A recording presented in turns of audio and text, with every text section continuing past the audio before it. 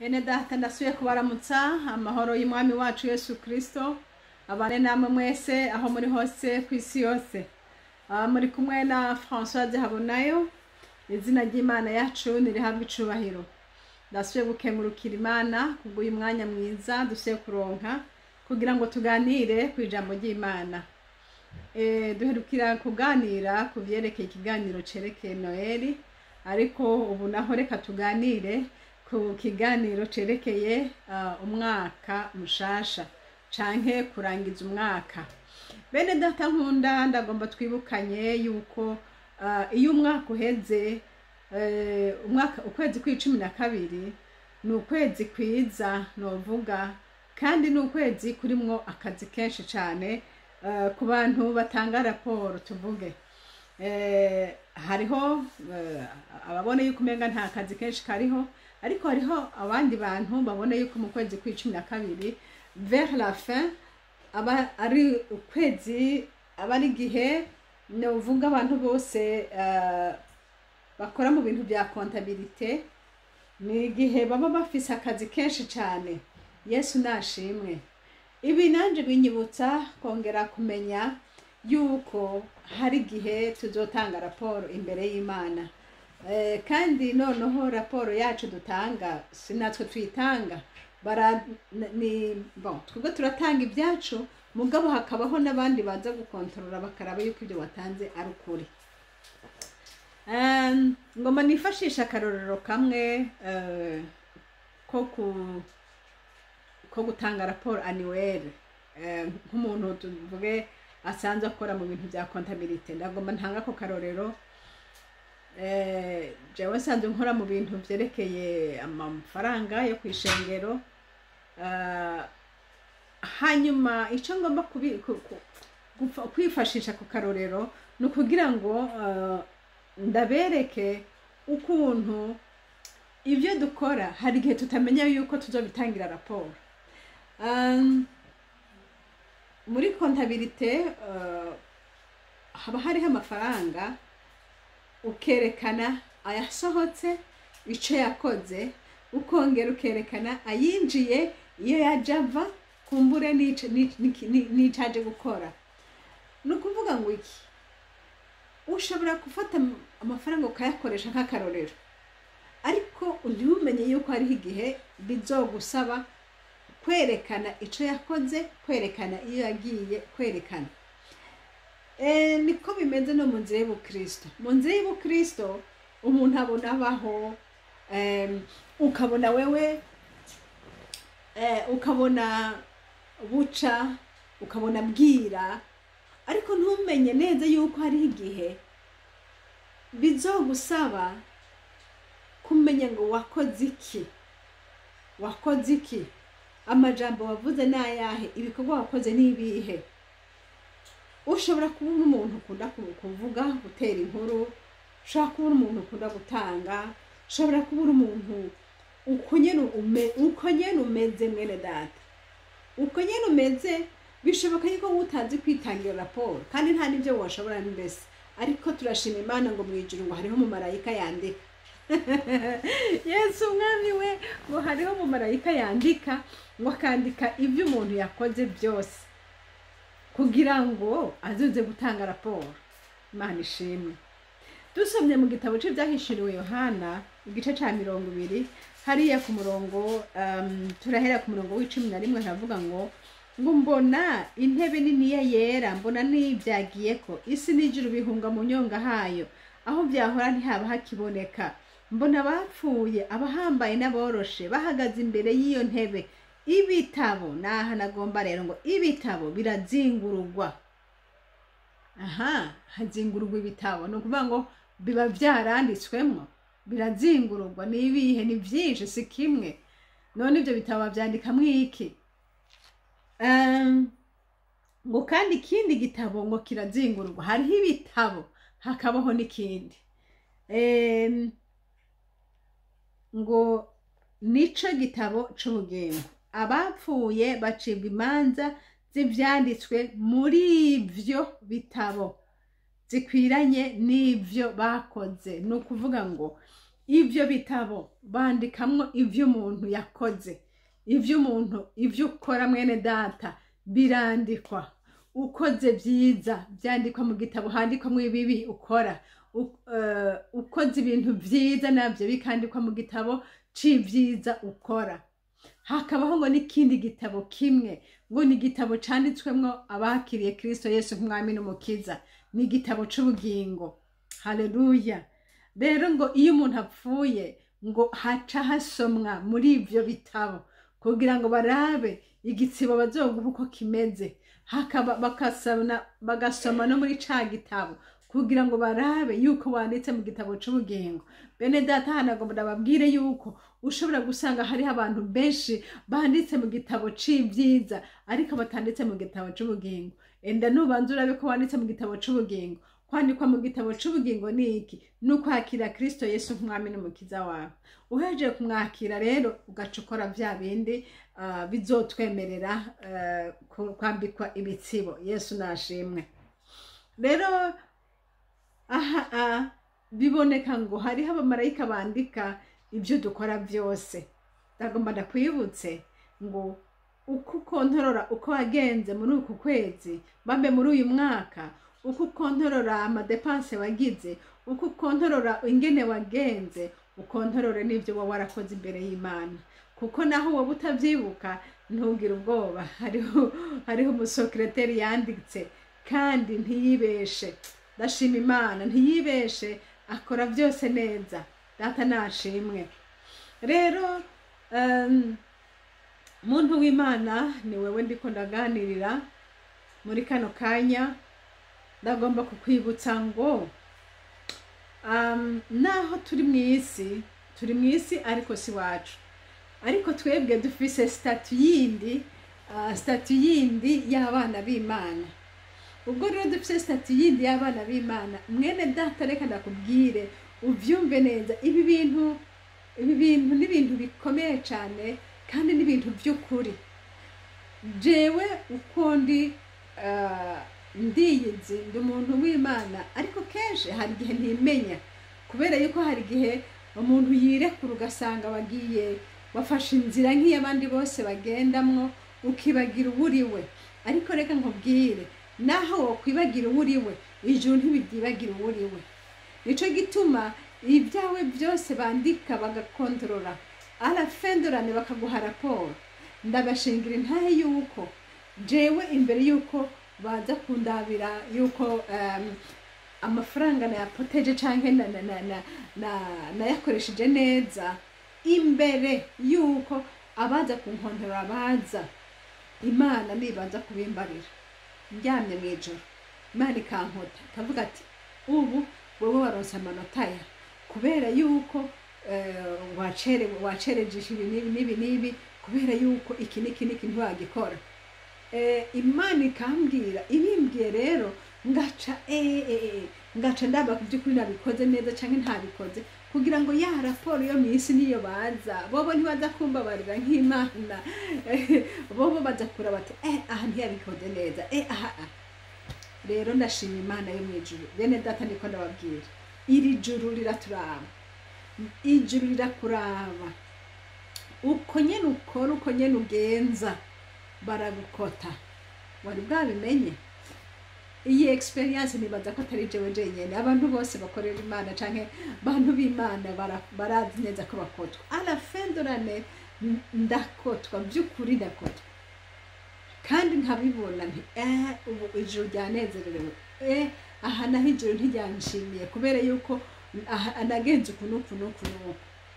Rero Imana ishimwe. Turabisi ariko turi mw'isi ariko ntiturabisi. Aha tuhari nk'abantu tuhasabye indaro, ariko iwacu ni mw'ijuru. Mw'ijuru baranzi neza yuko hariho ubwoko bwayo buba mw'isi, kandi ijuru barakuraba. Ijisho rya Data wa twese rihora kuri wewe. Nico gituma naho uba wicaye mu bandi, Data we twese aba ariko arakuraba. Naho uri mu biki, aba ariko arakuraba. Ijisho ry'Imana riri kuri wewe, kandi muhemu yera ari muri wewe. Haleluya. Imana ishimwe. Bene data, twimenya abo turi ingenzi n'akavantara muri iyi si. oh yesu we turabashitse donc turi mu gihe twapangiwe, ico gihe giheze tuzoyivamo twigendere. Aha sinzi kuri kurantahura neza ico ndiko ndakubwira. Uyu mwaka raporo yawe izozisa gute? Mbega data hicara kubariye muri iri joro, hicara kubwiye by'ukuri? Ndashima Yesu, Imana nishimwe, Imana nihabwa icubahiro. Nabonye ibintu bikomeye cyane muri iri joro kandi byantangaje rwose. Ubu turi muri December, urabona umwaka uraheze, uzohera ejo niho umwaka uhera, ariko iri joro nabonye ibintu byantangaje cyane. Mu by'ukuri jewe nahora ndumwigisha muri secondaire ino muri kino gihugu, hanyuma ndane nabashingiye intahe mu myaka mu bihe byashize yuko nahora nkora kuri Stella, ariko maze kugera ino Yesu yangiriye neza, ndagenda ku ishuri ndiga, hanyuma Imana ingirira neza, yabanye nanje kandi indonka akazi keza, nahora ndumwigisha. Ariko nagomba ndababwire ngo guhera muri uko kwezi kwa mbere gushika mu kwezi kwa gatandatu muri uyu mwaka niho nahejeje akazi ko kwigisha. Hanyuma guhera mu kwezi kwa gatandatu gushika muri uko kwezi kwa12 nkora igikorwa c'Imana a temps plein, niko no bivuga uko nyene kugira ngo muvyumve. Hama rero muri iri joro natangaye kuko nabonye umuntu ampamagara arambwira ati hariya barakurondera, anyereka classe ngo barandondera muri iyo classe. Hama rero ngiyeyo nsanga umwarimu waho afise nkaho novuga nti ni bulletin canke ikintu yakoteye ko abanyeshuri bose. Mbona nanje arampereje, ntangazwe no kubona yuko ndavuga nti mbega dosiye yanje iri ngaha canke nagira ngo iri hariya. Ntangazwe rero yuko kubona yuko aho nakoze depuis janvier gushika muri juin bafise raporo yabo, hanyuma ahandi naho raporo yabo ni depuis juin gushika muri December hariya. Haleluya, natanga ndavuga ni Yesu mukiza, uko niko byifashe. Ndavuga nti ivyo nabibonye muri iri joro, aha ndiko ndabaganirira. Niho naciye ntangara jewe naho nabone yuko umenga ndi mu bikorwa by'Imana, nivyo ndi muri ivyo, mugabo nabyinjiyemo a temps plein muri uyu mwaka wa 2020 depuis juin. Ariko avant juin noneho kugira ngo haca haba perdu, oya, avant juin hariho abari banjejwe, nabo nabonye raporo, ntangirwa raporo iyo nyene. Rero nagomba kuvuga iki? Ivyo ni akazi ko muri iyi si, nuko dukora, ni bikorwa mw'isi y'impwemu. Mw'isi y'impwemu turakotwa, ivyo dukora byose birakotwa. Nico gituma mwene data nkunda uri kurankurikira, niba uzi ko wakiri umwami n'umukiza wawe, ureke kwanjanjwa, ahuri data ari kumwe nawe, ivyo ukora data ariko arabibona. Uko bimeze kose Kristo Yesu ariko arakuraba. Rero ukore nk'ubuzi neza yuko hariho raporo iri kwirakorwa hejuru yawe, kandi uyu mwaka raporo yawe iragushikira. Yesu nashimwe. None ijuru riza kukuvuga ko iki? Ndagerageza naho bahasigaye umunota umwe urabe vya bindi utarectifie, vya bindi utagenda neza ubigorore. Nimba hariho umuntu wagiriye nabi n'umusaba imbabazi, nimba hari ufitiye ideni n'umurihe, nimba hariho ukubone yuko byohava bicafuza dosiye yawe, enda nuji imbere y'Imana, uhoraho akugirire neza. Ndakengurukiye rero Imana ko nshoboye kuganira namwe kubyerekeye rapport duhabwa n'ijuru. Ibi bintu ndabivuga nk'ubizi kuko ni iminsi yose à la fin de l'année nama mpabwa rapport y'uko umwaka nawugenjeje. Hari igihe bampa amanota meza, hari igihe bampa amanota mabi bijanye n'uko mba naragenze muri uyu mwaka. Rero twebwe turi hano mu isi nk'ingenzi, turi hano mu isi nk'abari muri stage, niko rero ndabivuge gutyo, nk'abari muri stage, kuko hasi iwacu oya, aha naho twaje kugirira gukorera akazi, hanyuma tuzogenda twisubirira iwacu, tugende guhembwa impembo y'ibyo twakoreye Imana. Nuko mwene data, Yesu aguhezagire. Raporo yawe sinzi uko izoza isa, raporo yo mu rugo yawe mbega isa gute, raporo yo mu kazi kawe mbega isa gute, raporo y'ibyo wajejwe mbega imeze ngwiki. Turashimira Imana rero yuko tugeze muri iki gihe cyo mu mpera y'umwaka.